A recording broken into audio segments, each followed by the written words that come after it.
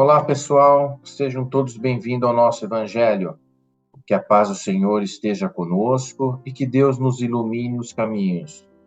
O tema de nossa palestra de hoje é sobre os dons do Espírito. Conforme relatado no Evangelho de Lucas, no capítulo 12, Jesus estava cercado pelos seus discípulos e por uma multidão quando ele fez um discurso e ensinou sobre diversos temas, como a questão da hipocrisia, a busca por riquezas terrenas e a confiança em Deus. Nesse discurso, Jesus adverte sobre a importância de se preocupar com o que é eterno e não com o que é temporário. Jesus aborda que a preocupação excessiva com as nossas necessidades diárias e a falta de confiança em Deus nos afasta do caminho e nos traz muitos atrasos na vida. E ele usa exemplo como da natureza, como a questão dos pássaros e dos lírios no campo, para mostrar que Deus cuida de suas criaturas e que nós devemos confiar nele. E assim, então, Jesus faz a conexão sobre os temas da riqueza, das preocupações excessivas e da confiança que temos que ter em Deus. Ele diz que a busca por riqueza nos leva a uma ansiedade e uma preocupação excessiva, e que essa preocupação nos impede de desfrutar plenamente sobre as coisas da criação de Deus. E a confiança em Deus nos liberta dessas preocupações e nos ajuda a focar no que verdadeiramente é importante na vida. No livro Caminho, Verdade e Vida, que é uma psicografia de Chico Xavier, Emmanuel aborda sobre o versículo 15 desse evangelho narrado por Lucas, está no capítulo 12. E a passagem é a seguinte: Disse Jesus: a vida de um homem não consiste na abundância das coisas que possui. Então, Emmanuel faz uma reflexão e diversos questionamentos sobre o que seria então essa abundância de coisas. E Emmanuel começa então a nos questionar. Um homem poderá ter uma vasta porção de dinheiro, porém, o que faz ele desse dinheiro? Ele pode exercer extensa autoridade, entretanto, como que ele se comporta com essa autoridade? Ele é útil? Ele ensina? Ou ele é um tirano? Ele poderá se dispor e possuir muitas propriedades. Todavia, de que modo ele se utiliza desses patrimônios provisórios? Ele pode ter projetos de vida elevado, mas quanto ele realmente tirou do papel? Quanto que ele edificou?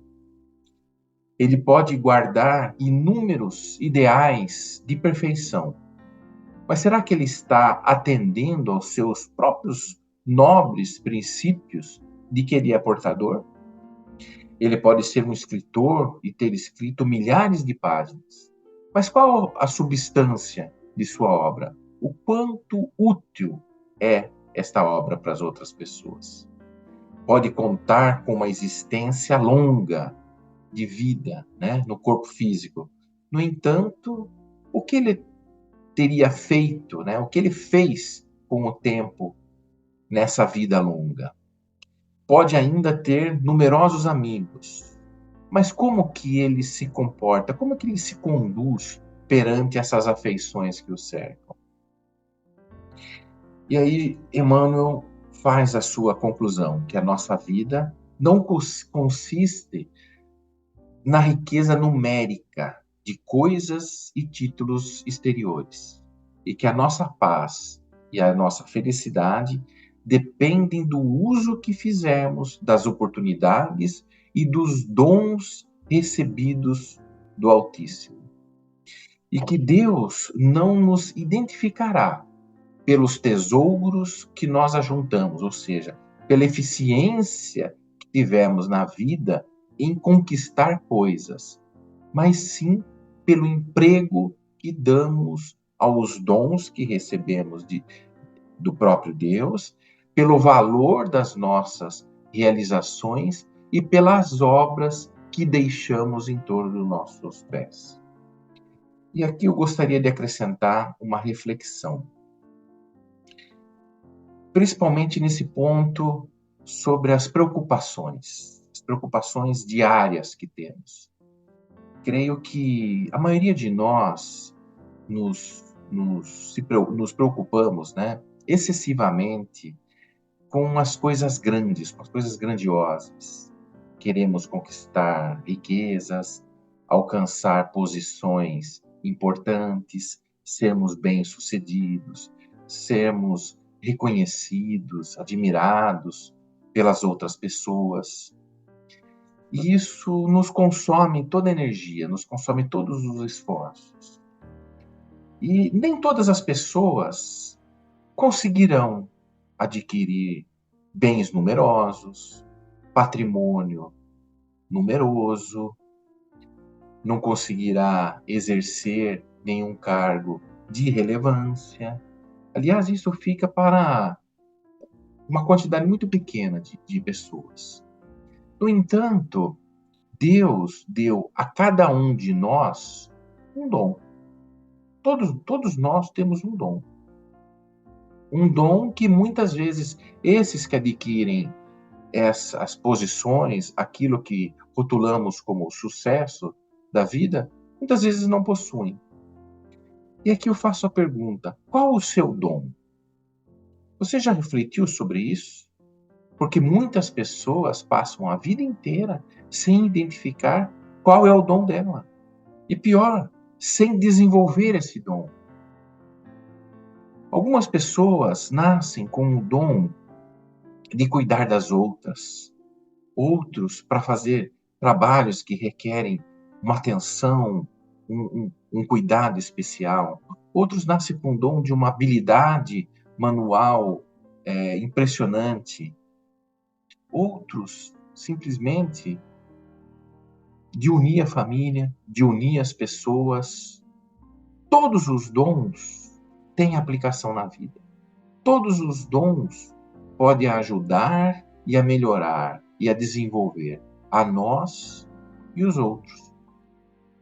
Então, quando ficamos muito preocupados em adquirir, em buscar aquilo que previamente foi forjado em nós como o que é importante em nossa vida, essas aquisições, deixamos que a vida não flua naturalmente através de nós e que esses dons se despertem e se desenvolvam naturalmente.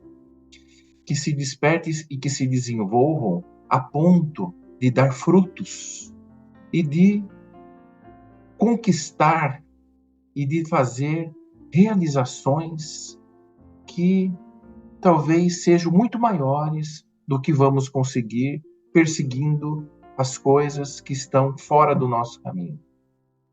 Agora, se temos realmente uma ambição no bom sentido, né, uma vontade profunda de desenvolvermos os nossos dons, de desenvolvermos aquilo que identificamos como sendo o nosso caminho, como que devemos fazer? Então, acho que, por exemplo, se você quer ser um médico, quer ter o dom de curar, começa amando os doentes e se interessa pela solução de suas necessidades. Quer ter o dom de ensinar, busque o conhecimento e aprenda com aqueles que ministram a alma, porque eles fazem isso de forma profunda. Espera o dom da virtude, se disciplinem. Nós temos diversas mazelas que precisamos dominar. Quer ter virtude? O primeiro ponto que devemos conseguir fazer com êxito é ter disciplina. Pretende falar com acerto, com empolgação? Então, primeiro, aprende a ouvir. Se você busca uma elevação espiritual, aproxima-se do Cristo, não só pelo pensamento, mas também pelas atitudes, como foram os exemplos de Jesus.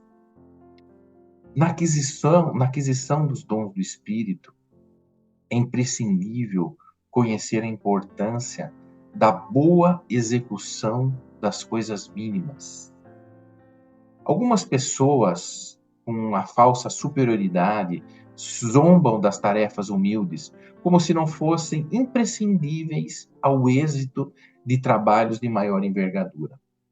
Um sábio não pode se esquecer que um dia necessitou de aprender as letras simples do alfabeto. Compreendendo a importância disso, o mestre Jesus interrogou os seus discípulos que estavam afoitos por todo aquele conhecimento e por se elevarem, e isso está relatado no Evangelho de Lucas, no mesmo Evangelho do capítulo 12, porém no versículo 26, onde Jesus fala: pois se nem podeis ainda fazer as coisas mínimas, como estáis ansiosos pelas outras? Ou seja, a vida tem uma evolução. As coisas acontecem passo após passo, etapa após etapa. Uma criança, até andar, correr, depois como adulto, primeiro gatinhou, depois começou a andar com a ajuda dos pais, segurando, depois começou a andar de forma titubeante, até conseguir correr e fazer coisas maravilhosas. Assim é a vida, assim é a lógica da criação. E, de modo geral, o homem está sempre fascinado pelas situações de grande evidência e empolgantes, mas costuma negligenciar com as coisas importantes, com as coisas pequeninas, desculpa, que são importantes para o aprendizado. Sejamos nós zelosos pelas coisas pequeninas, não só porque são importantes para o aprendizado, mas como parte integrante dos grandes feitos, e que não podem ser negligenciadas. A música agride os ouvidos se uma única nota estiver fora de lugar. Um poema não será compreendido se um verso for omitido. Então, os detalhes, as coisas pequenas, fazem parte e compõem o todo, compõem a perfeição. E importantíssimo, em tudo que fizermos na vida, fazer com amor. O amor é a única regra para tudo. O que ocorre se não cuidarmos de uma planta ou de um animal com amor? Ele irá adoecer e morrer. E se não criarmos os filhos com amor, que tipo de adultos se tornarão? E se não exercermos a nossa profissão com amor, que tipo de profissional seremos? Se não cuidarmos do nosso corpo com amor, se não tivermos amor pela natureza, esse mundo que conhecemos deixará de existir. E para que possamos adquirir os dons do Espírito, que são eternos, temos que fazer tudo com amor em nossa vida. O amor é a essência da obra de Deus. É só observar a obra de Deus, observar os detalhes da natureza, a perfeição e a beleza com que Deus fez tudo. A perfeição e a complexidade que é a vida. O fato que Deus nos criou não é para que servíssemos aos seus propósitos. Nós não estamos num jardim. Deus não nos criou para sua admiração ou para seu próprio gozo. Deus nos criou para evoluirmos até a perfeição e sermos felizes. O amor está em tudo que é duradouro, pois o que não é amor será trabalhado e transformado pela lei da harmonia. até que vire amor, até que se torne harmônico. O egoísmo é o sentimento que mais prejudica o espírito em sua caminhada. No princípio de nossa criação, de nossa existência, o egoísmo é algo natural, pois o instinto de conservação, ele ainda é predominante. Porém, com o desenvolver das experiências e as encarnações, se mantivermos esse egoísmo, ele se torna um entrave ao nosso crescimento e aquisição de dons espirituais. O egoísmo, ele é o conselheiro do orgulho, que escraviza o ser nas armadilhas do personalismo.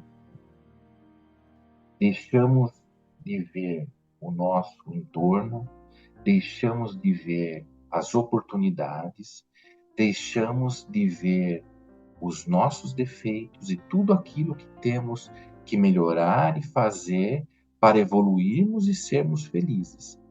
Quando damos muita importância para o personalismo, para a vaidade, para a ostentação, coisas que são muito comuns nos dias de hoje. O orgulho nada mais é do que alguém que, julgando-se superior e sábio, fecha as portas para o recebimento das verdades, que o libertaria dessas imperfeições.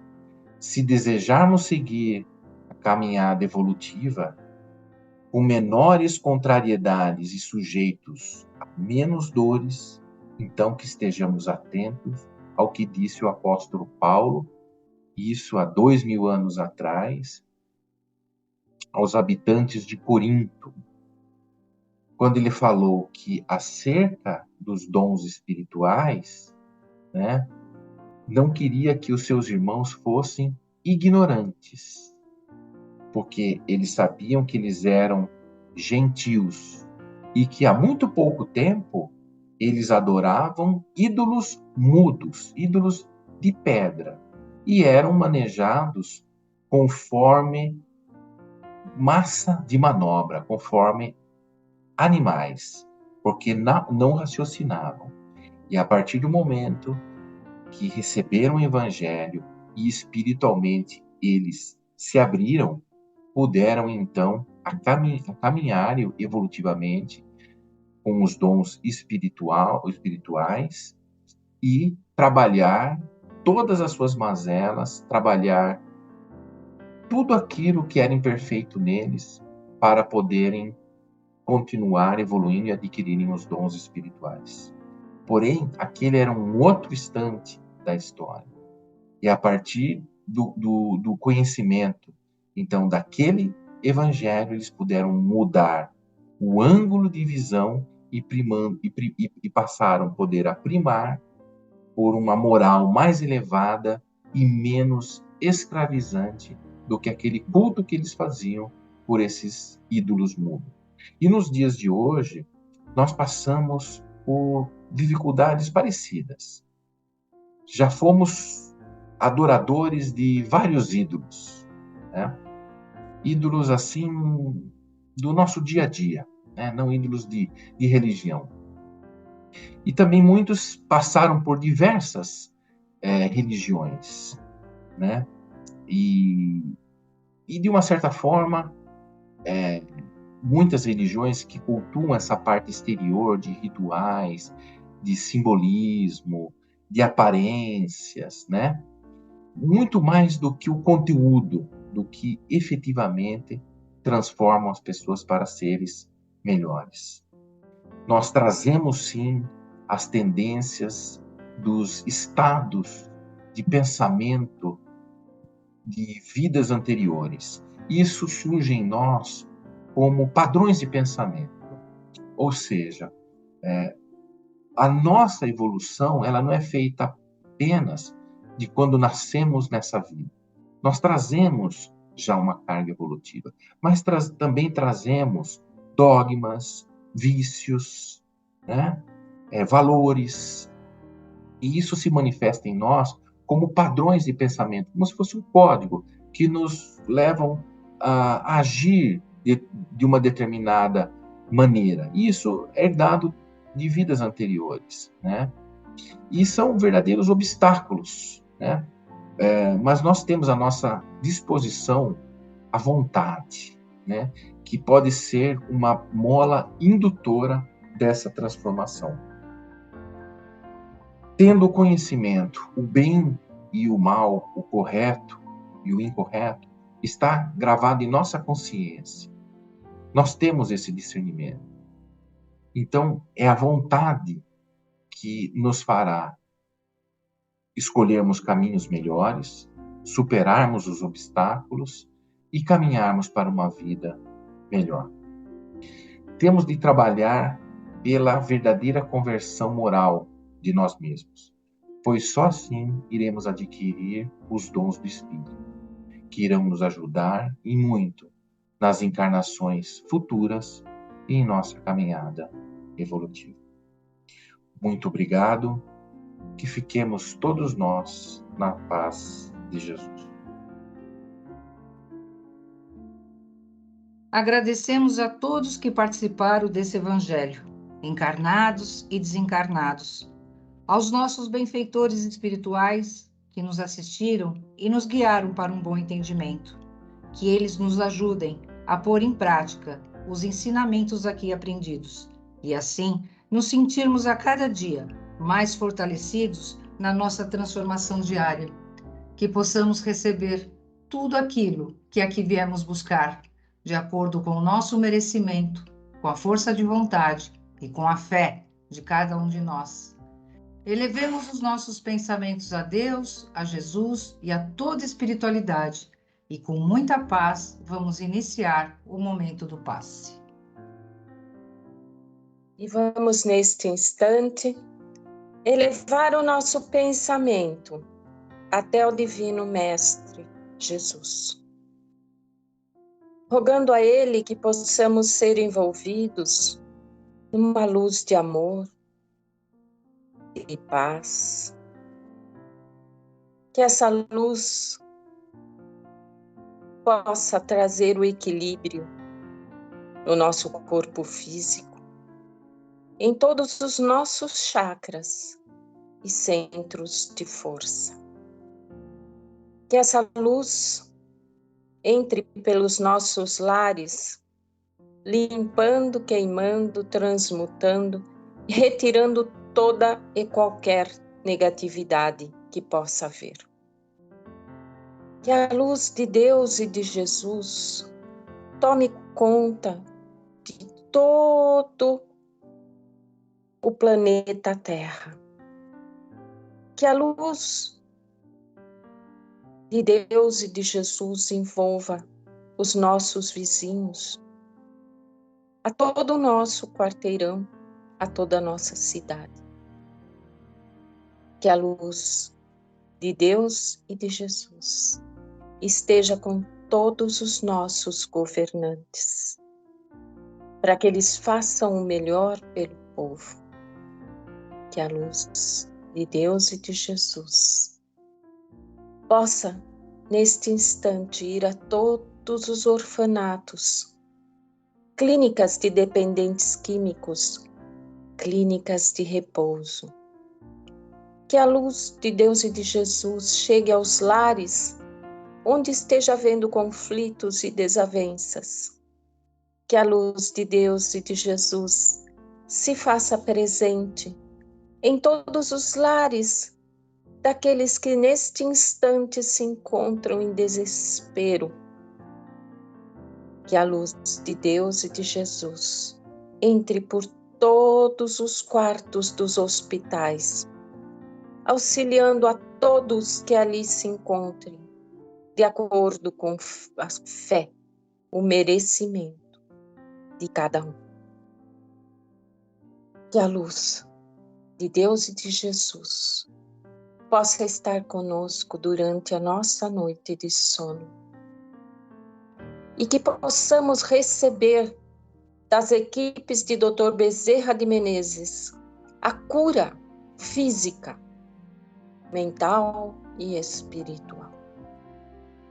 Que possamos receber também das equipes de Dr. Bezerra de Menezes a fluidificação de nossas águas. Rogamos também, ó Pai, por todos os nossos entes queridos, encarnados e desencarnados, que não estão presentes conosco neste instante, que eles recebam a luz de Deus e de Jesus. E por tudo quanto recebemos, só podemos agradecer. Pai nosso que estais no céu, santificado seja o vosso nome. Venha a nós o vosso reino. Que seja feita a vossa vontade aqui na terra como no céu. E o pão nosso de cada dia dai-nos hoje. Perdoa as nossas dívidas, como perdoamos nossos devedores. E não nos deixe cair em tentações, mas livra-nos de todo o mal. Ave Maria, cheia de graça, o Senhor é convosco. Bendita sois vós entre as mulheres. Bendito é o fruto do vosso ventre, Jesus. Santa Maria, Mãe, roga por nós hoje, amanhã e sempre. Que assim seja. Graças a Deus. Prece a Bezerra de Menezes. Nós te rogamos, Pai de infinita bondade e justiça, as bênçãos de Jesus Cristo, através do Espírito Bezerra de Menezes e sua legião de companheiros. Que eles nos assistam, Senhor, consolando os aflitos, curando os que se tornem merecedores, confortando aqueles que têm provas e expiações por passar, esclarecendo aos que desejam obter conhecimento espiritual e assistindo a todos os que apelem para o teu infinito amor. Jesus, divino portador da graça e da verdade, estende tuas mãos dadivosas em socorro daqueles que te reconhecem como dispenseiro fiel e prudente. Seja o nosso divino modelo, através de tuas legiões consoladoras, de teus santos espíritos, a fim de que a fé se eleve, a esperança aumente, a bondade se expanda e o amor triunfe sobre todas as coisas. Bezerra de Menezes, apóstolo do bem e da paz, amigo dos humildes e dos enfermos, movimenta as tuas falanges amigas em benefício daqueles que sofrem males físicos ou espirituais. Bons espíritos, dignos obreiros do Senhor, derramai as virtudes e as curas sobre a humanidade sofredora, a fim de que as criaturas se tornem amigas da paz e do discernimento, da harmonia e do perdão, semeando pelo mundo os divinos exemplos de Jesus Cristo. Que assim seja. Deus, nosso Pai, que tendes todo poder e bondade, dai forças àquele que passa pela provação, luz àquele que procura a verdade, pondo no coração do homem a compaixão e a caridade. Deus, dai ao viajor a estrela guia, ao aflito a consolação, ao doente o repouso. Pai, dai ao culpado o arrependimento, ao espírito a verdade, à criança o guia, ao órfão um pai. Que a vossa bondade se estenda sobre tudo que criastes. Piedade, Senhor, para aqueles que não vos conhecem. Esperança para aqueles que sofrem. Permita aos espíritos consoladores derramarem por toda parte a paz, a esperança e a fé. Um raio, uma centelha do vosso amor pode abrasar a terra. Deixai-nos beber na fonte desta bondade fecunda e infinita, e todas as lágrimas secarão, todas as dores se acalmarão, e um só coração. Um só pensamento subirá até vós, como um grito de reconhecimento e de amor. Como Moisés sobre a montanha, nós vos esperamos com os braços abertos. Ó poder, ó bondade, ó beleza, ó perfeição. E queremos de alguma sorte alcançar a vossa misericórdia. Deus, dai-nos força para ajudar o progresso, a fim de subirmos até vós. Dai-nos a caridade pura, dai-nos a fé e a razão, dai-nos a simplicidade, que fará de nossas almas o espelho onde se deve refletir a vossa doce e sublime imagem.